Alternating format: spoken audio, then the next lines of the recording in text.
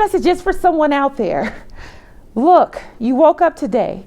You need to be grateful for that, because if you are not, let me tell you, you might wake up the next day and wish you had. This message is for someone out there. Kamisha Monica, everybody. Las Vegas Tribune News, local news and entertainment, music, online. Hey, I told you guys last week that I was looking for you. You know, I am really looking for you. Entertainment online. Like, I have really been thinking about this. And I had wanted to tell you guys that send me your music videos. I went to a video shoot here in Las Vegas, okay? So that's part of what's going on in Las Vegas. You got music artists. There's a hot music scene here that people are sleeping on, from my perspective. People are really sleeping on. And I feel like I've been thinking about this over and over again. And I said to myself, I might as well do the show in that direction, because that's what I know. That's what I see. And I can confirm those things because I also write an article every week about the Vegas music scene.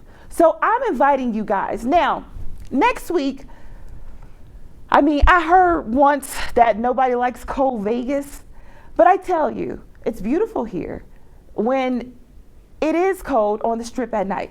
It really is beautiful. If you haven't gone out there, I told you, I go out there. And it really is a nice walk with all those lights around you, you know? Helps you think, you know? Anyways, I got a guest today. And this is why I'm rushing this part. I'm sorry. But I want to give more time to my guests, so I'm going to keep it 100 with you guys. I got a guest today. This man is very special. The day I met him at Sin City Hip Hop Awards. And it was a fantastic award show. I really enjoyed it. And then there was an after party, and this is where I got to speak to the man that I'm bringing to you guys today. Somebody that's very important here in Vegas. Born and raised in Detroit. Shout out to Detroit. I don't know much about Detroit, but if this is what comes out of Detroit, then I think Detroit is a place I want to know. So look, we're gonna cut to a break. We're gonna pay some bills, and then we're gonna come back, and I'm gonna introduce you to one of Detroit's finest, and Mr. Controversy thinks I don't know. Mr. Controversy, controversial, King of Vegas, Tone the manager. I'll see you when I get back. All right, everybody, make sure you click in.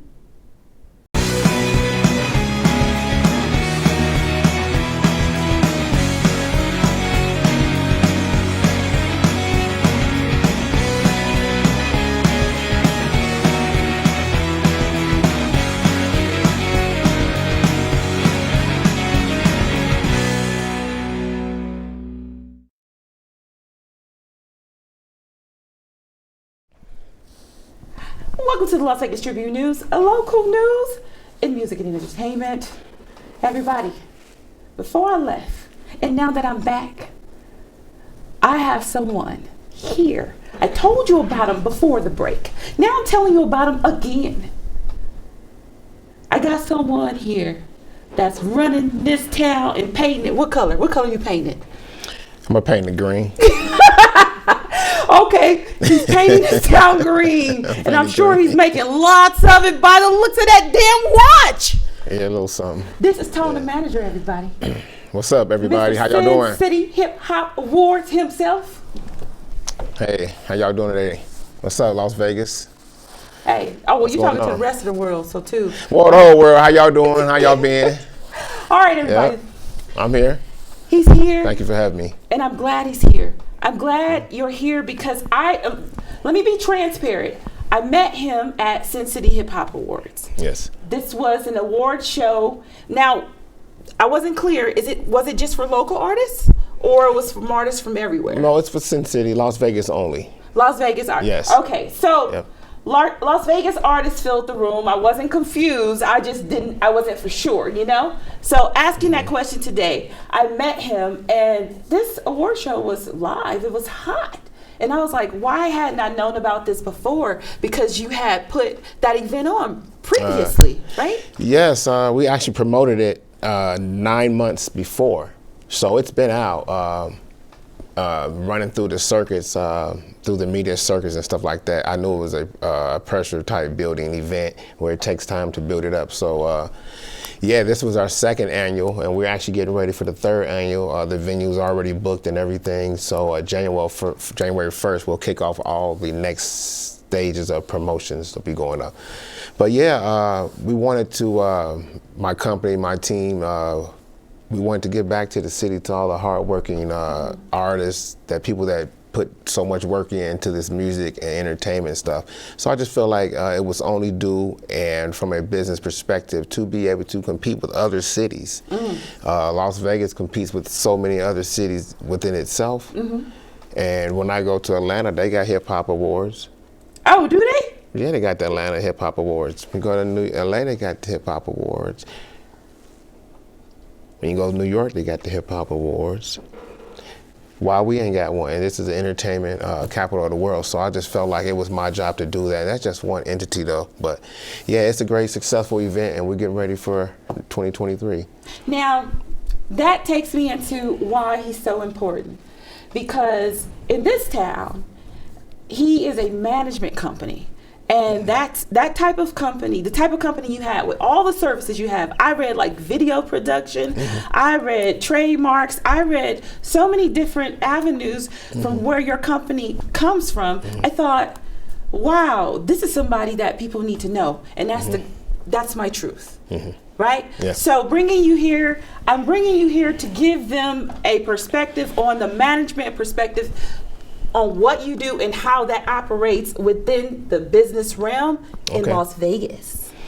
Okay, well, plain and simple, I started the company in Atlanta, Georgia, 25 years ago. I came from a business, corporate, should I say, perspective. You know, it comes from so much studying and learning and hands-on the business for so many years. I was able to take that knowledge and turn it into a business. Once I became the go-to guy, I knew it was time to turn into something bigger.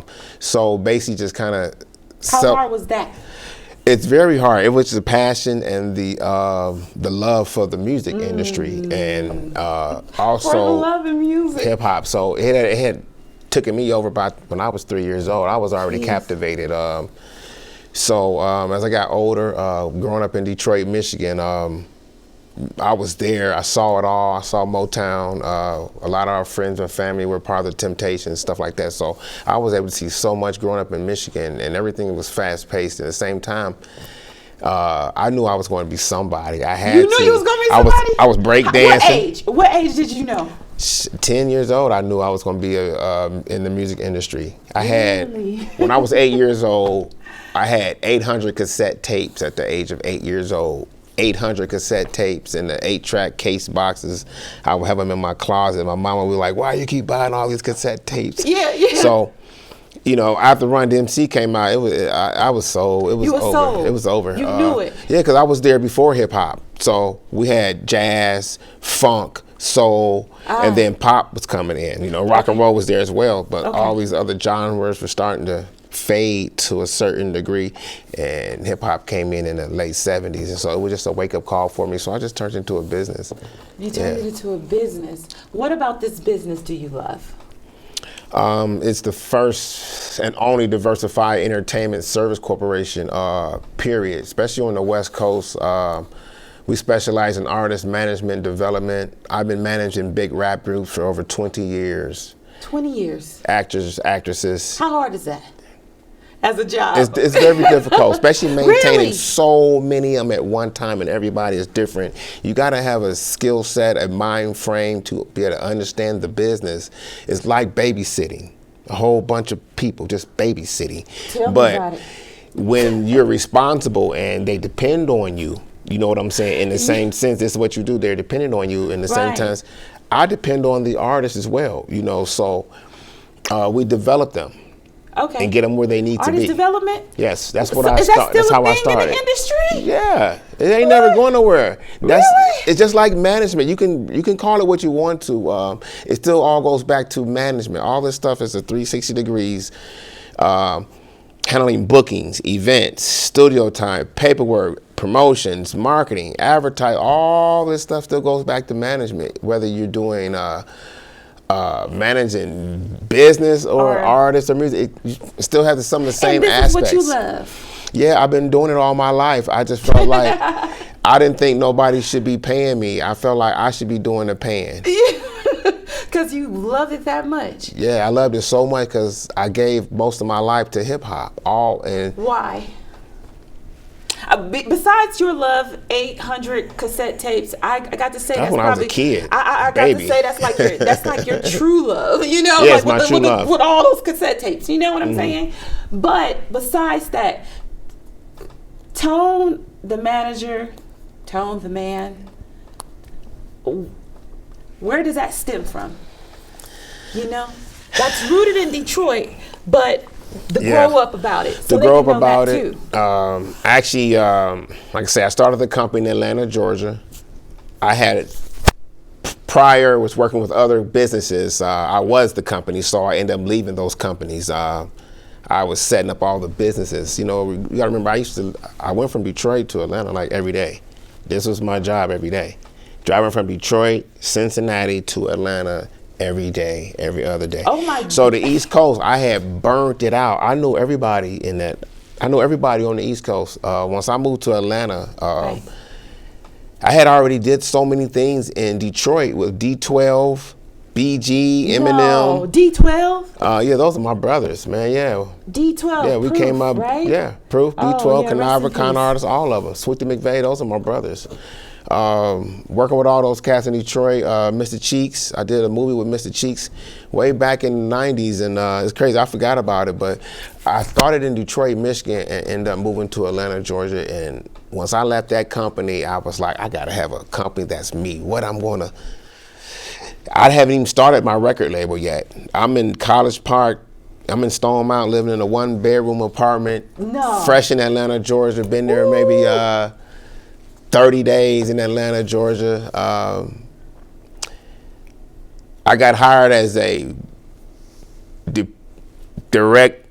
district manager for CVS Pharmacy the first day I got to Atlanta, Georgia. So as soon as I stepped on the full soil, they hired me the same day. No. So I was working at CVS the next morning.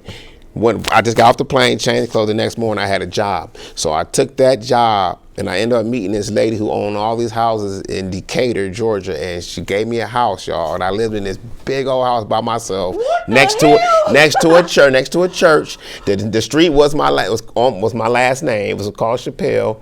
I lived in Atlanta, Georgia, all by myself in this full furnished big house.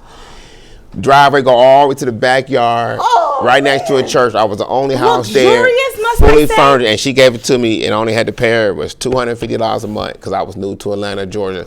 So when I got to Atlanta, Georgia, not that I got hired by CVS company the next day. The real Tone. No, then I ended up with this big property now in Atlanta, Georgia. So all my family are looking at me like, "You just moved here? How do you just got here today? I just took that and ran with it.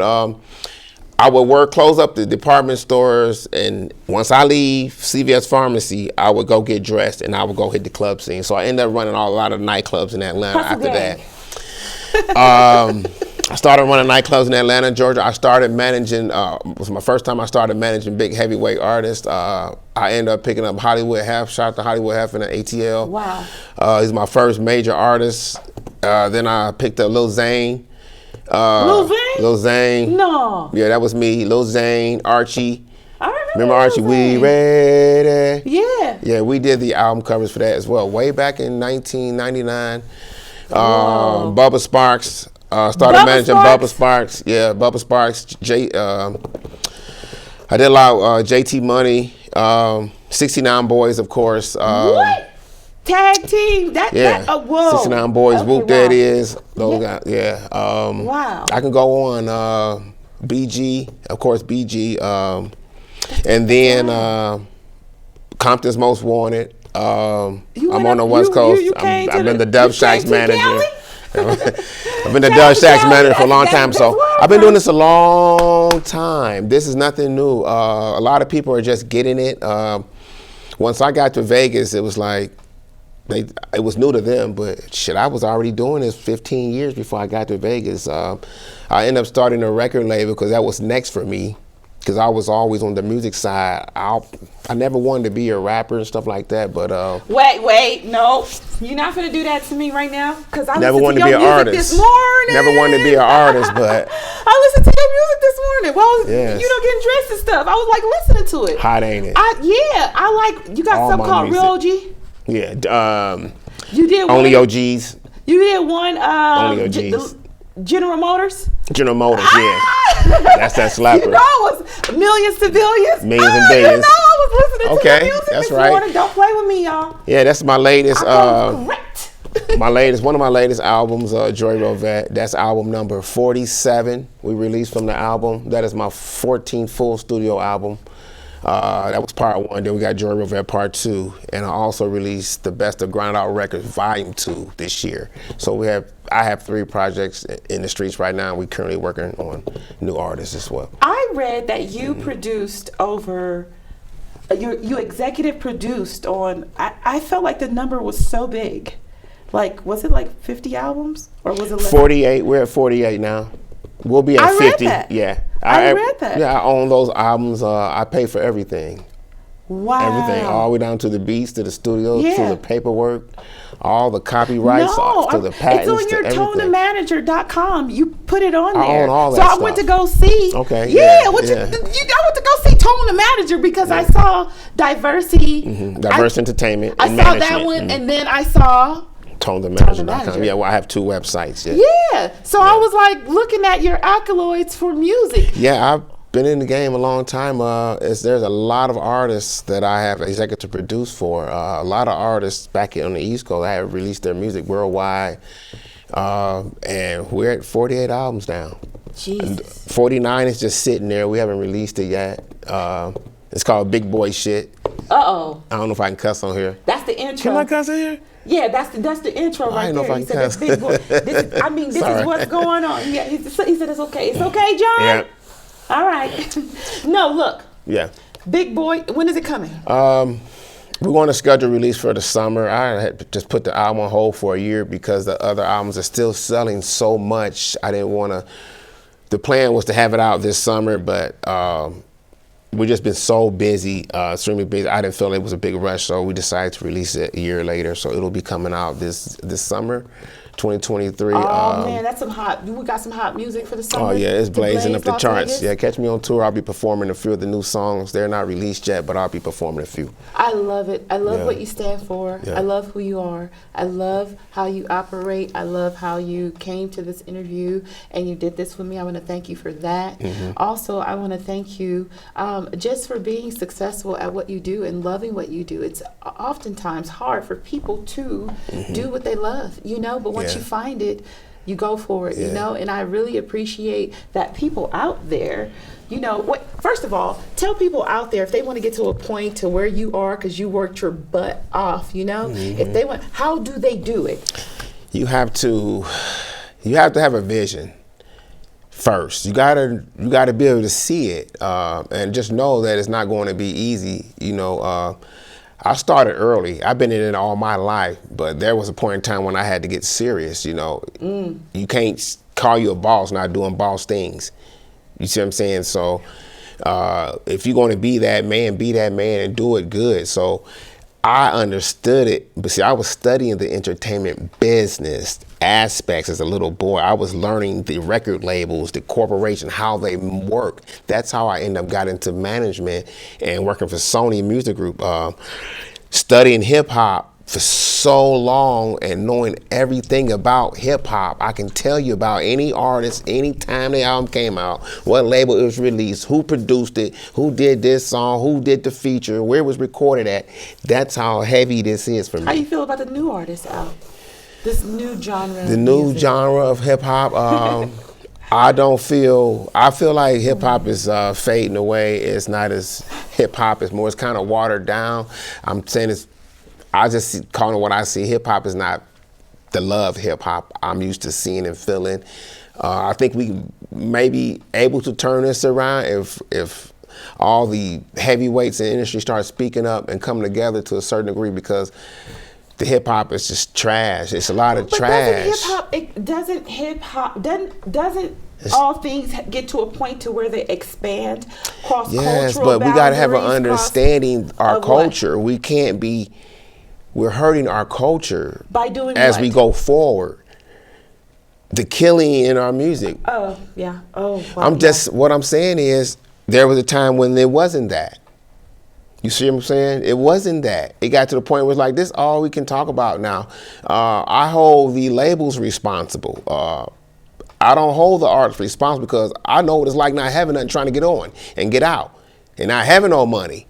I know what that is like. Yeah. But getting it out the mud. if you know that song ain't rapping about shit and you recording it and y'all releasing it, y'all take some of that credit. Y'all gonna have to take some of that credit for putting it out. In the same time, it's happening as a trend and it's watering down our hip hop. So I hope we can get back to the lyrics and not killing everybody on music and raping our women and just all of that. Can we get back to some Dougie Fresh, some old good old hip hop? Do anybody got it? You know what I'm saying? Well, I mean, but it's there, but they don't push I just it out. partially believe that it may be their reality. It is their it's real a reality, and then they're expressing it. So I give them kudos for that. But if that's their reality, we gotta figure out an alternative. But they're taking hip hop and using it as an excuse. This is what I'm saying. Just because you're hearing people rap and illustrate lyrics this way don't mean you have to be this way. You see my point? There's a point, because this, you got to be real thing has messed it up.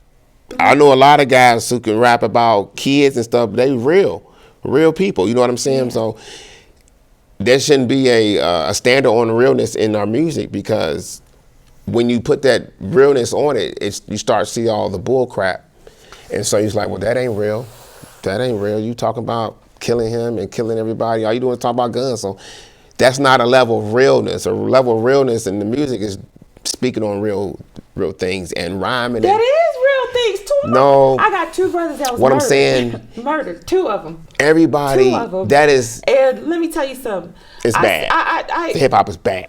Yeah, it didn't happen because of hip hop. It happened because that's what the streets. That's what the streets spoke. And that's when I went back to the labels and the people who are promoting the stuff.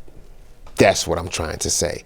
The people who are promoting this type of stuff, I understand it. I do understand the business of it. I don't think I don't, but I just think there's a point where us black men, us, need to just, let's talk about a little something else. Let's give us some content in our music as well. Not everything ain't about. In order to talk about something else, we got to be doing something else. They can talk about anything. This is what we're doing. But, you see what I'm saying? They got to be doing something else. Every verse, somebody talking about a Draco, a gun, killing them. I don't want to hear that all the time. Yeah. I can only take so much of it. I just want to hear some good music. You hear that? I want to hear some good hip hop. Ain't nothing wrong with being competitive on a track and all that. I do it too, but I ain't gonna talk about killing my brothers all day long. It's too many things I could be talking about. I could be talking about if I really want to get my message out. But that's just a message and then the young ones are taking that in. Like, this is the way to go, and they're focused in this way. And it's like, so that's why we're getting so much of the same hip hop. Okay. This is what I'm saying. So other than that, man, I love hip hop, man, but I think it needs a reset. Now, as far as artists, are you looking for artists? Can artists contact you to be managed by you? Is your schedule too heavy right now with because you got he has like literally all next year booked up. Yeah, this man is going to be the hardest dude to get in touch with. So are you still open? Yes, I'm always, my door is always open. My phone is always on. Email account's always up and running. I have to stay busy because if I ain't busy, it's a problem. Ooh. I work too hard to not be busy. That's my whole point of going into business, to be able to maintain business. My first year starting the business was a struggle. My dad told me, all that time you working for them, you could have been working for yourself. And he told me that back then. I said, hold on, what?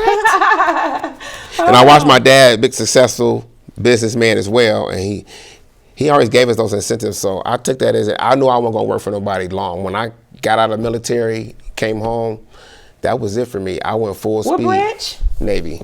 Shout out to the Navy. Shout out to all my brothers. What's up, y'all? U.S. Navy. Yeah, I did that as well. Sisters. But 2023 is booked up. I took off the New Year's. I'll be in Dallas working this. I'll be leaving out, going to Dallas to work, getting ready for the tour.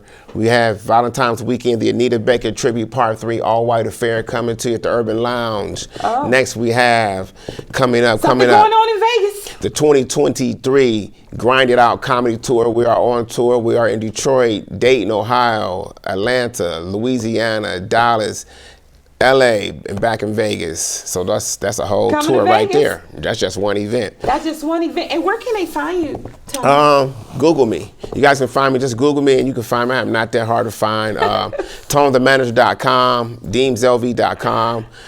My email, diverseentertainment2022@gmail.com. You guys want my phone number, you guys can have it.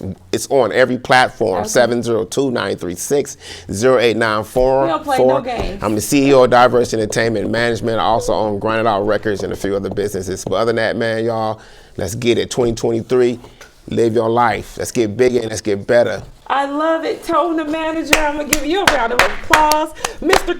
Controversial King That's of right. Vegas. I'll take that. You'll take it? I take Mr. Controversy. And I'd love to have you back on the Yes. show when you get back. Okay. Because you got to tell us all about it. And you Yeah, we got gotta more to tell us how talk about. move. You know, I'm gonna need a little bit more time to go real deep into it. But other than that, I'm glad to be here.